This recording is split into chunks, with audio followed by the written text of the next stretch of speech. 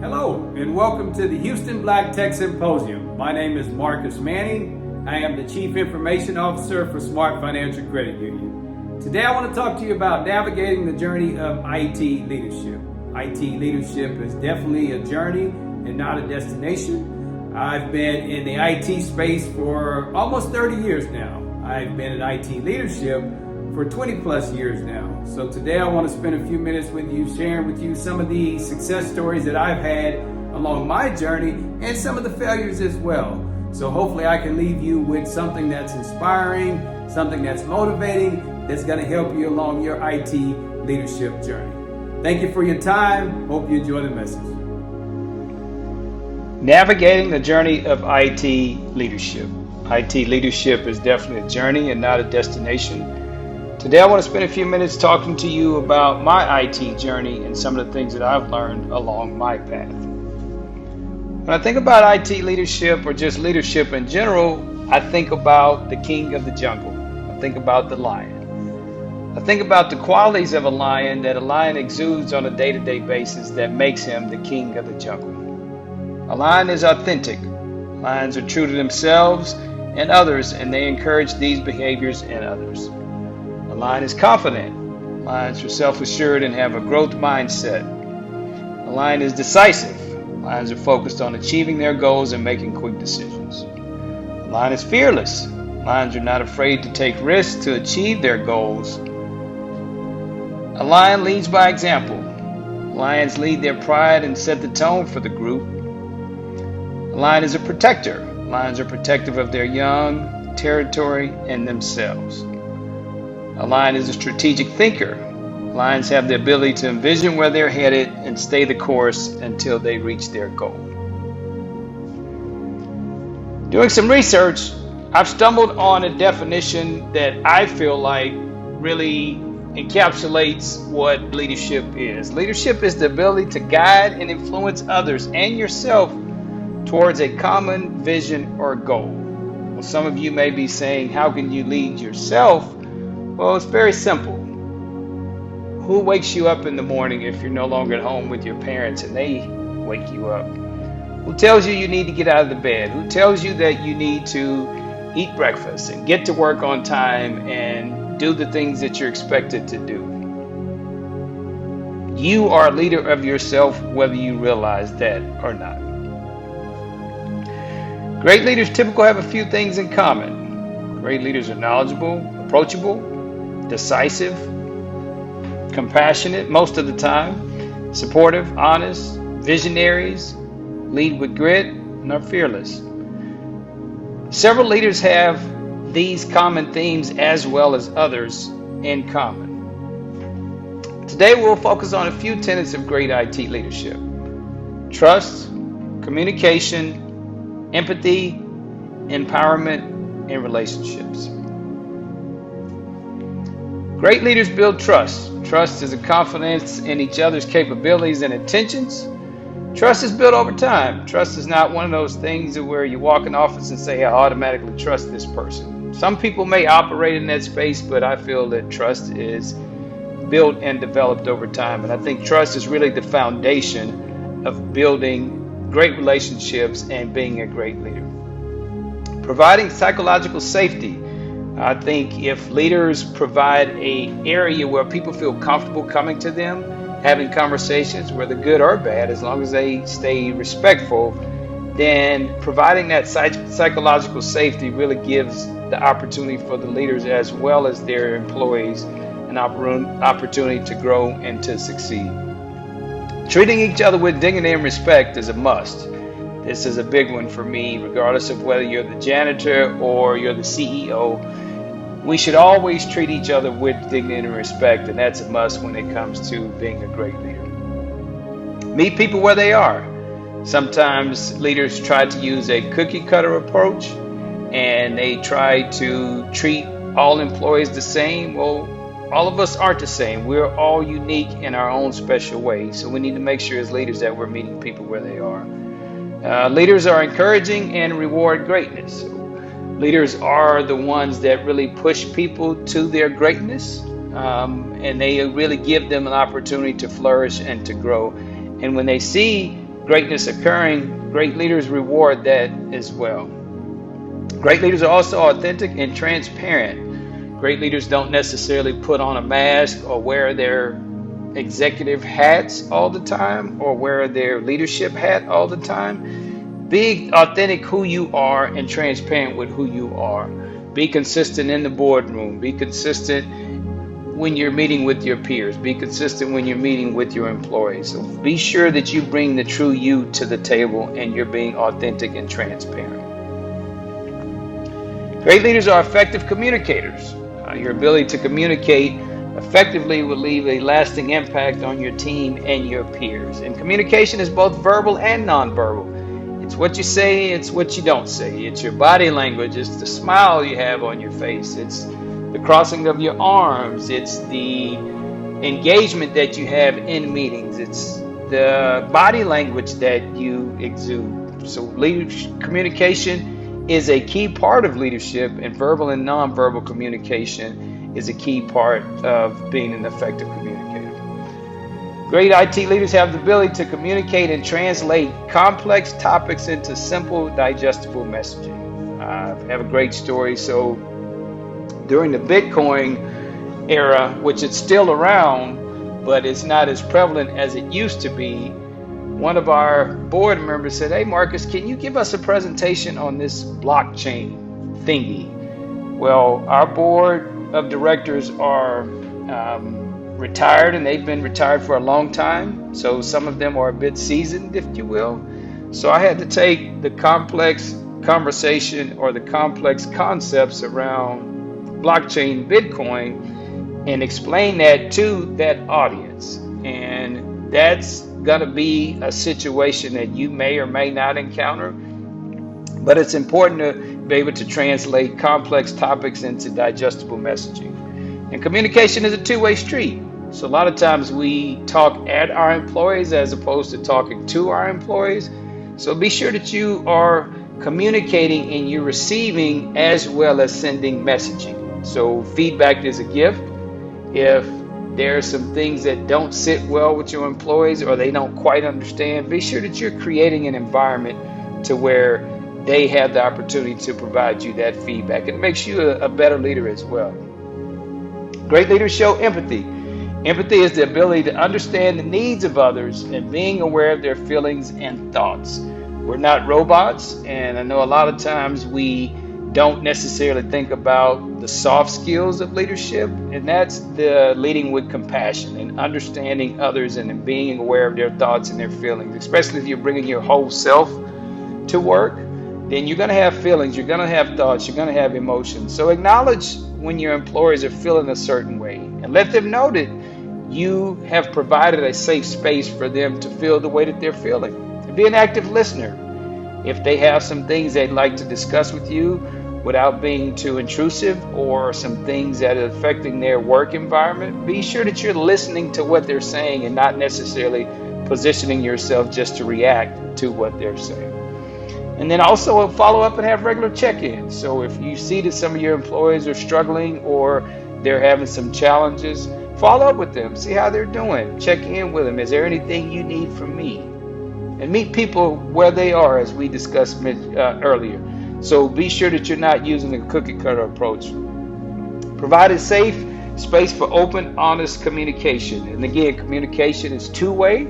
So provide an environment where people can be open and honest with you, and you can be open and honest with them in a respectful way, of course, and as it pertains to the work environment. But be sure that you are creating those type of environments. And be encouraging. So a lot of times we need that extra oomph or that extra push. Leaders are very encouraging when it comes to their teams.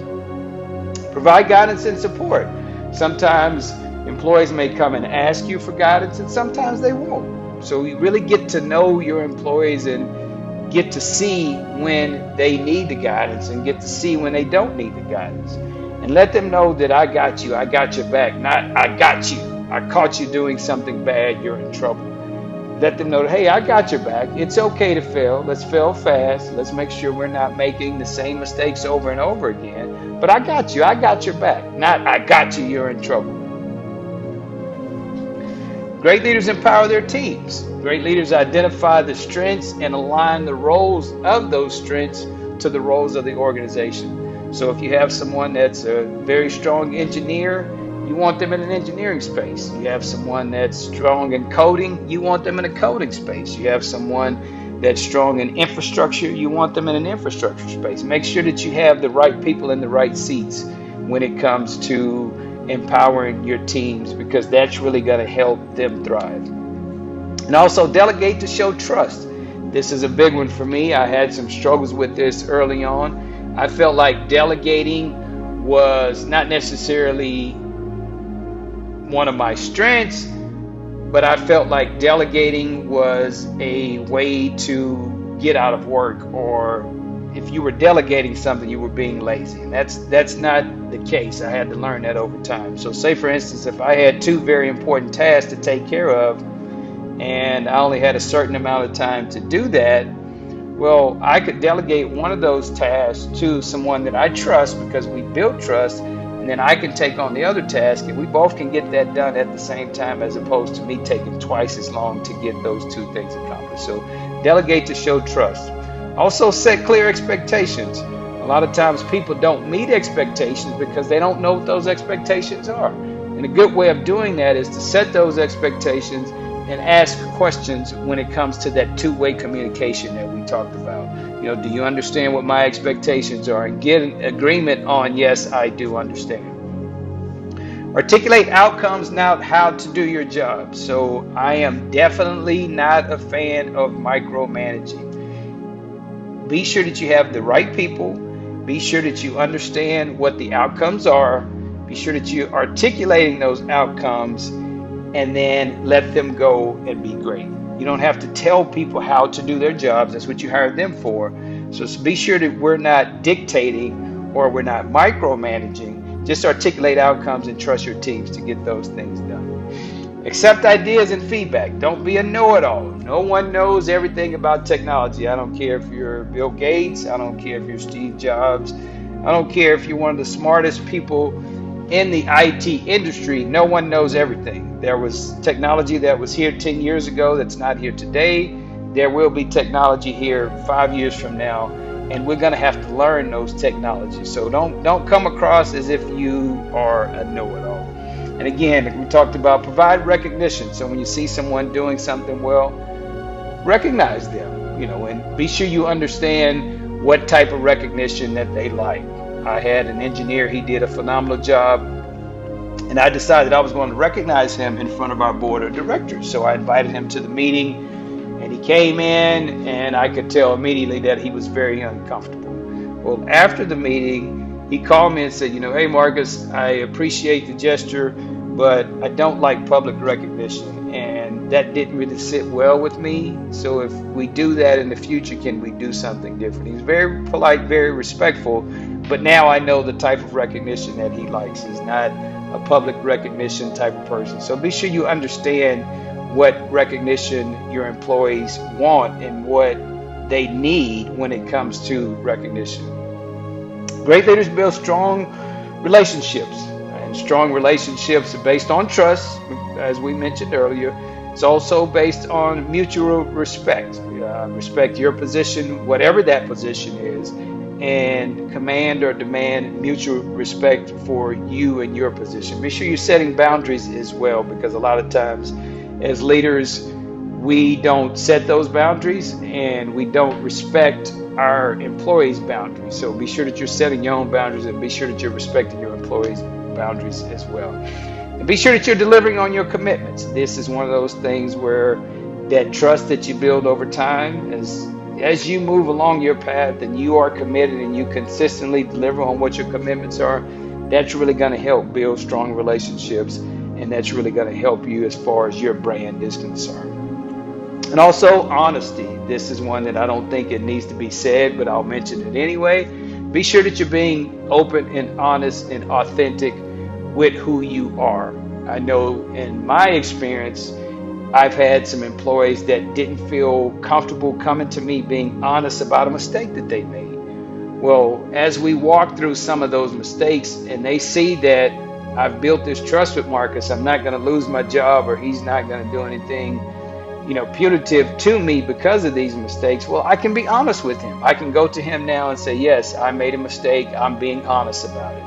And I respect that as long as we don't make the same mistakes over and over again. Be a leader, not a boss. You guys stupid? I'm the boss, and you all must do what I say. You're right, sir. You are the boss.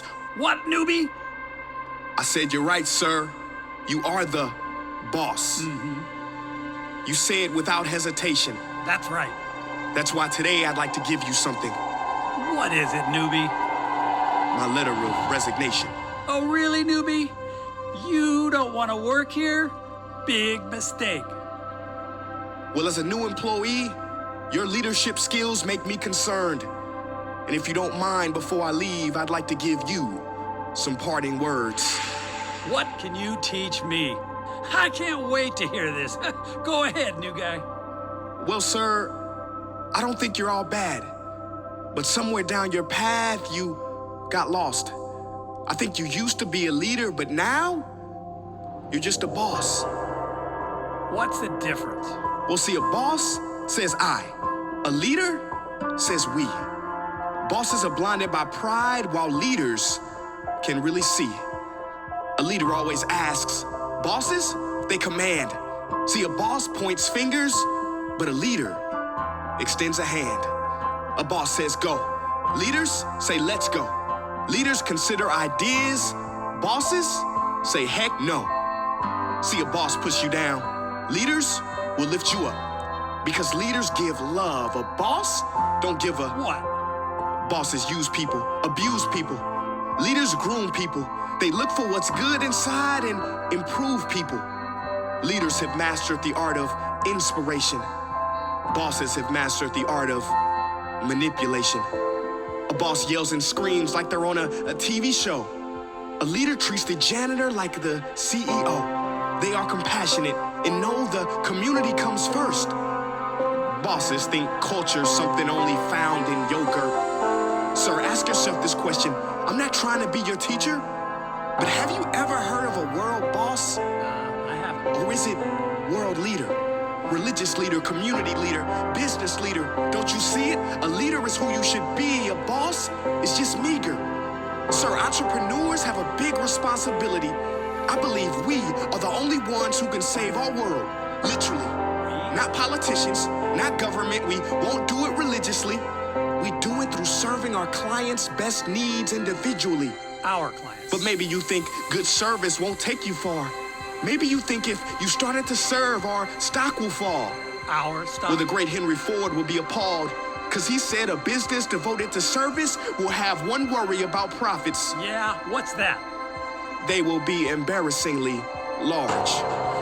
Sir, this is a higher call. Does that make sense? We are here to work for a dream, not just a paycheck. We are here to be fantastic and sensational, not just transactional, but transformational. Profit comes when we are committed to the vision, and we will have the biggest ROI. Return on intention. Sir, I sincerely hope you change your ways and overcome your obstacles. You teach a lot about leadership here. Mostly, what not to do. Wait. How do you know so much about business? And you said our stock? Who is this guy? Well, the truth is, I lied. I'm not your employee, sir. Who are you? You're mine. I'm the founder of this company, and you need to learn a thing or two about our core meaning. Tomorrow morning, first thing, I'd like to see you at our board meeting.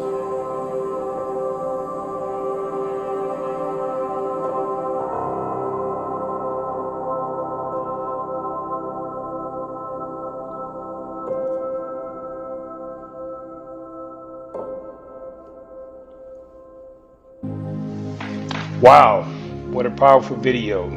Let's ensure that we're being a leader and not a boss.